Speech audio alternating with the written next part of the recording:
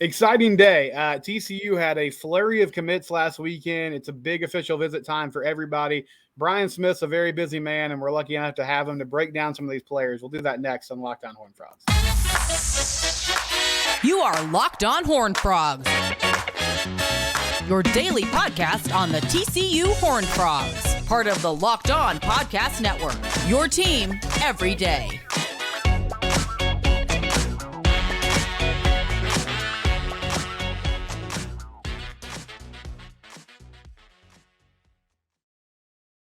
That's right. Locked On Horned Frogs. Subscribe to our YouTube channel. Also find us wherever it is you get your podcast. We have Brian Smith with us. You see his Twitter handle below his name there at FBScout_Florida. Brian, is this the busiest time of year for you? I mean, I know signing day, I'm sure, is insane, but with all the evaluations, all the official visits, is this one of the times where you find yourself with your head spinning a little bit more than usual? That is the understatement of the millennium. The next 2 weeks are the two busiest weeks of the year. We're really starting the last couple of days because everybody's kind of done with their quote unquote ability to get their visits out of the way, figure it out, etc. And now the new trend is we're going to talk a little bit about today. I don't know why this is happening. I did not see it coming. We even have 2025 kids committing on top of the 24.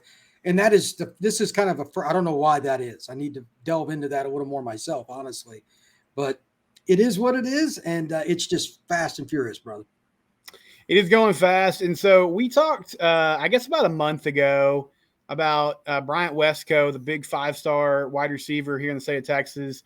And, I mean, TCU's still in on him, but he's committed to Clemson. And you know how Dabo Sweeney is about guys that commit. That's no visits. Brother. That's about as binding as you can get to a certain extent in recruiting. Yeah. And so they're transitioning their attention elsewhere, and they land a 4-star kid out of Brownsboro, East Texas, Jakiel Baker. And I mean, looking at the film, Brian, he looks fast. He looks like he's got some explosiveness.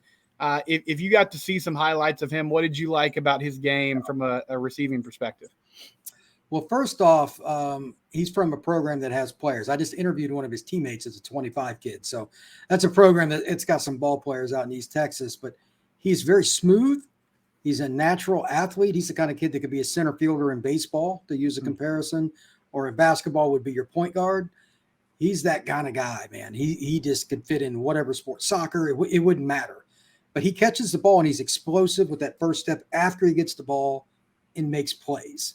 TCU last year, let's think about it. I mean, they had a lot of close games. If it wasn't for receivers making plays after the catch, would they have even made the college football playoff? Probably not. It's an important factor. And to be really honest with you, Baker is one of those guys that, I mean, he could play at Alabama or wherever. He's a darn good player, and TCU is fortunate to get it. So they're moving on to the receiver, and they have their quarterback for this class with Haas Haney. Also over this past weekend, the coaching staff sends out the bat signal for, hey, we got to commit. And in my mind, I'm thinking, okay, 2024, another player. That's great. And then I see that they land a 2025 quarterback in Ty Hawkins. And we talked about this off the top. I mean, this is kind of the new trend now. It looks like he's got a big arm, but I'm surprised he's committing this early, but it seems like a good pickup by the staff. Not the biggest guy in the world, but he kind of fits today's spread offensive scheme. Could move around and make some plays. The only thing about him, I just wonder how big he's going to get. He's got 2 years of high school left. Makes me nervous when teams take quarterbacks before their junior year of high school. But, TCU moved on him. And obviously, the head coach at TCU knows quarterbacks.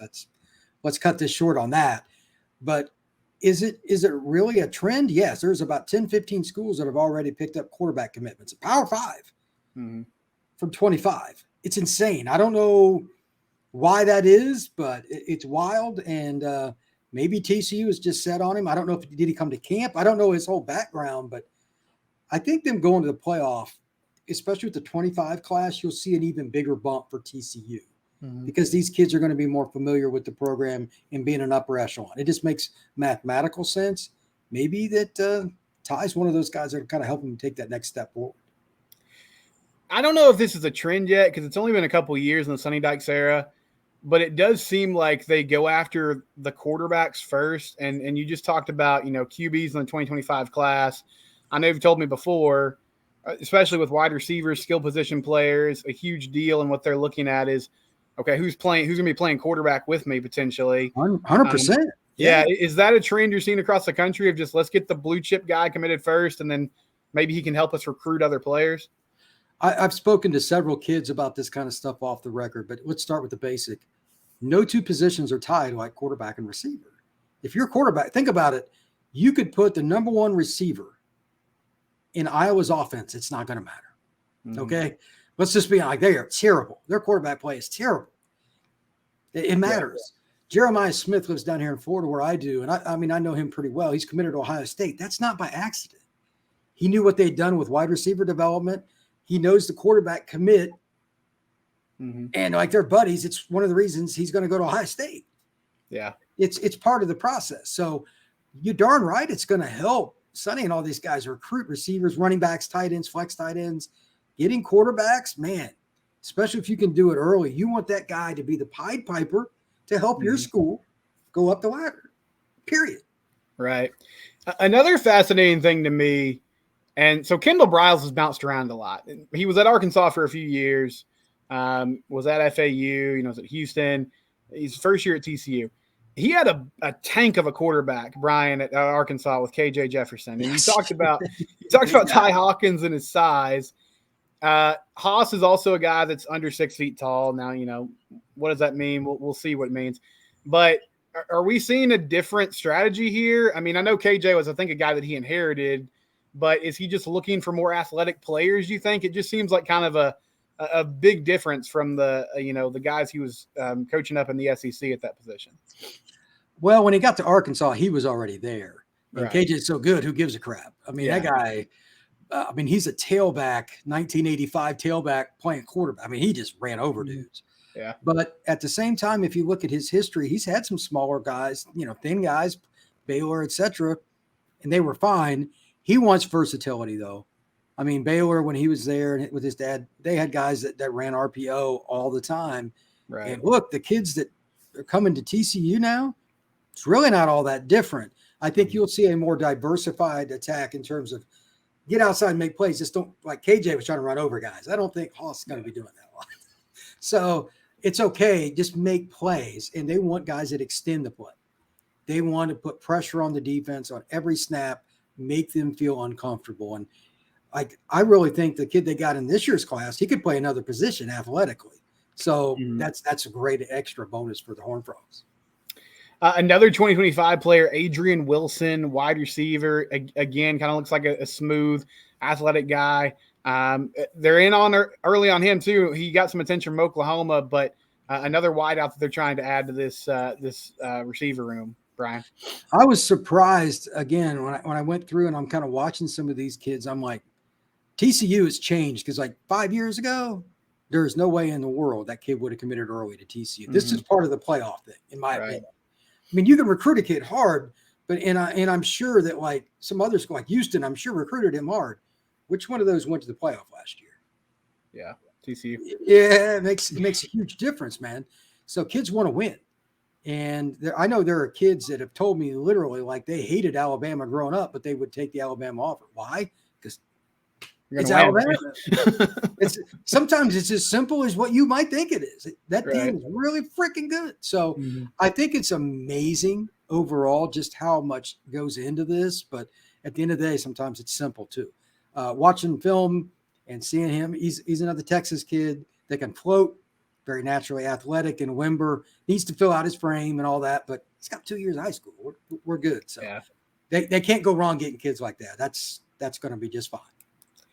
And I mean, I guess the obvious too, with both these guys committing so early, how important is this year? Because last year they got some momentum on the trail, winning some games, having some big official visit weekends in October, November, where there were, games with stakes, obviously, but sustaining that success, how important will that be in maintaining these commitments and continuing to build towards that 2025 class in a couple of years?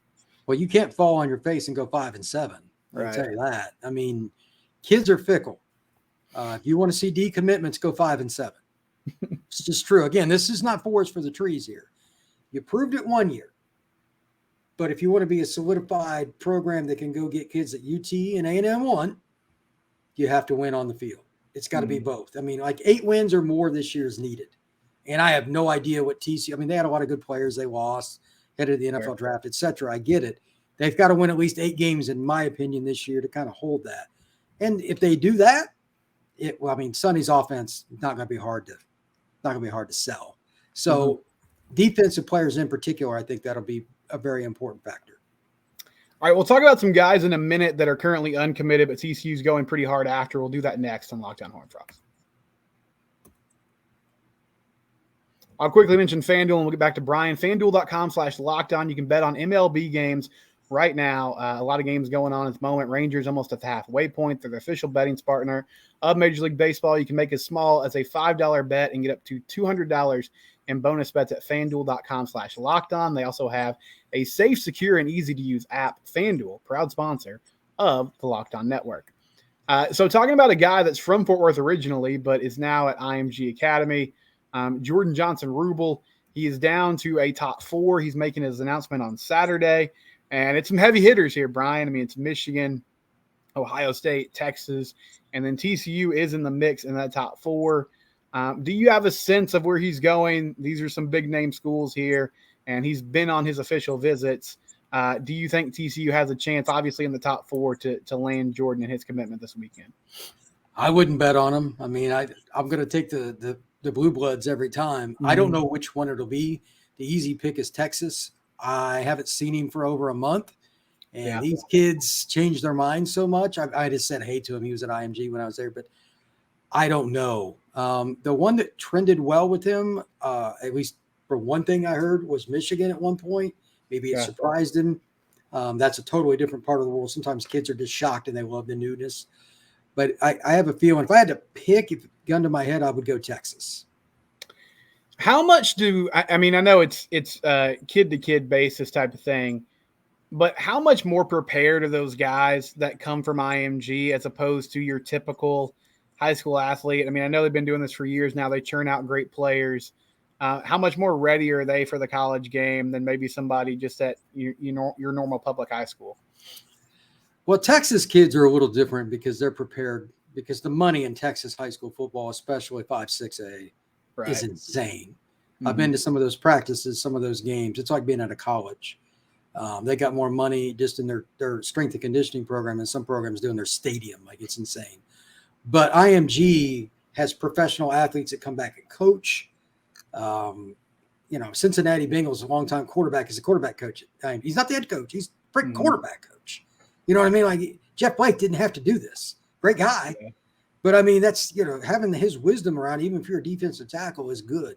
I think the kids are a little more prepared off the field as much as anything else, because every week they travel to do something, or they're preparing differently. They're doing NFL drills against guys that are humongous. And they got a kid that's not starting right now on their offensive line that has SEC offers. Mm-hmm.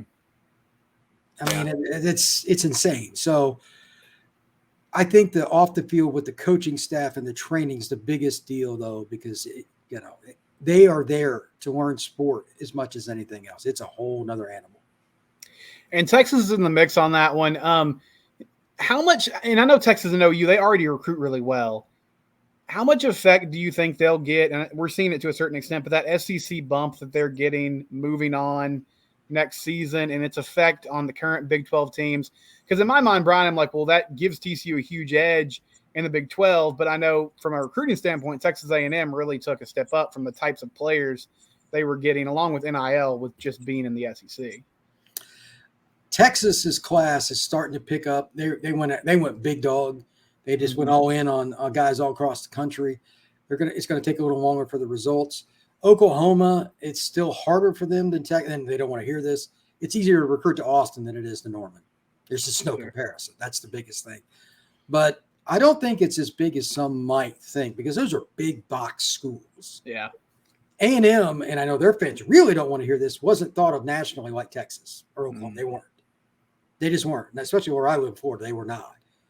They've done some good things in the SEC, though. They just can't quite get over the hump. They always seem to get in their own way, which is traditionally Texas A&M. But they did get a bump in recruiting and, of course, NIL and all that stuff too. But they didn't win enough last year, and now they're falling off in recruiting. Kids still look at your win-loss record. You know what I mean? Like if Texas goes in the first year, they go 6-6.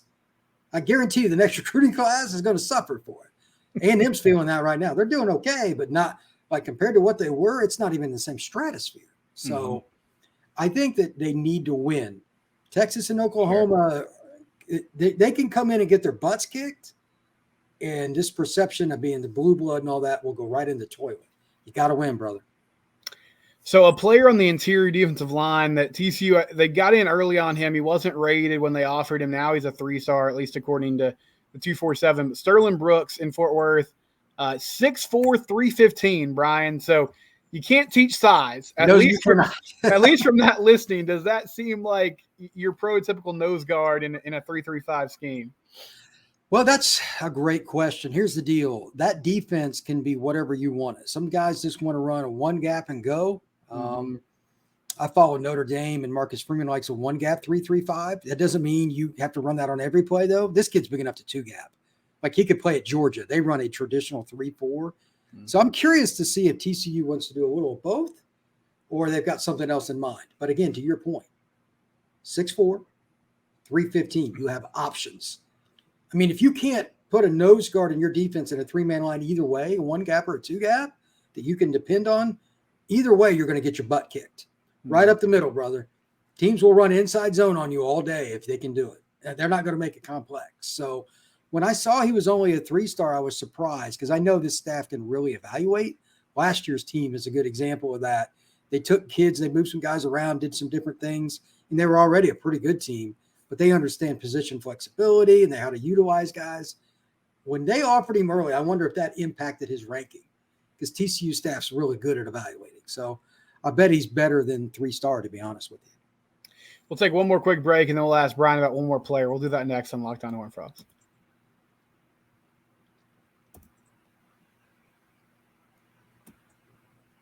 Okay, so kind of ending on a fun note here, Brian. Yesterday, TCU got a commitment, and I'm looking around and I see it's a kicker from South Lake Carroll. So Kyle Limerman, and I won't ask you to break down his game because he's 6 of 6 on extra points. He wasn't even a starter last year. Apparently, South Lake Carroll had a really good kicker that is now going to West Texas A&M, and he'll be the starter this year. But from talking with coaches, like how much do they focus? I don't remember. I'm sure he did at some point. Like, I don't really remember Gary Patterson ever having a kicker on scholarship, maybe one or two, but usually it was just like a walk-on situation. Sure. How often do you see, kicker commits? And I guess that's probably coach to coach, how they approach those things. It's random, man. I know there was some consternation from Iowa fans because there's a great kicker in their state this year, and I think he committed to Georgia. Oh, I mean, that is about as random. Like, Georgia doesn't recruit to stay Iowa. Yeah. Kickers and quarterbacks are the two spots where teams look for fit as much as anything. Because if you're going to give a scholarship to a kid, he's got to fit your school and the whole 9 yards. Because a lot of guys, they really don't want to give it. And kickers historically have one of the highest bust rates. I don't know why. It's some of the best kickers of all time in the NFL. Some went on to be, all pro and all that, were walk-ons at the schools they went to until like their senior and they got a scholarship. Yeah. It's random. So I don't know how to grade a kicker anyway, and I'm not going to try. I'm not going to learn. I can kick a ball and everything, but it's not mean I can kick a football through, a goalpost from 50 yards. But if they thought he was that good, and that program, for people who don't know, is a tremendous football program. Yeah, it is. So I would imagine his coaching has been a little different, and he probably kicked at a camp or in front of somebody they know, and that was good enough for them. Mm-hmm. Yeah, I think so. Jaden Obercrum's a former kicker for TCU. He does a lot of the camp circuit now, and he's connected with Kyle. So I assume that's the connection with him. But always interesting when you land a kicker in the class, and they're going for it this year as they have a kicker moving out after this season. So Brian Smith, it's at FBScout_Florida on Twitter. He also has a YouTube channel. Brian, if people want to subscribe to your YouTube channel, what can they expect there from a scouting perspective? I break down a lot of different kids from all across the country. Like I said earlier, the last kid that I did an interview with was from Brownsboro, Texas. So it's all over the map. Florida, it could be a Georgia kid, whatever. Going to be waiting to the end of this month, coming up the end of July, and kind of do an overview of where recruiting stands nationally. That'll be like a 2-hour podcast, probably. That's a big boy. But it's fun, man. This is the time of year where anything can happen at any time. I love talking about it. So let's dive into some recruiting every day. I love it. He's Brian Smith. He's our recruiting insider at the Locked On Network, and this is Locked On Horned Frogs. It's your team every day.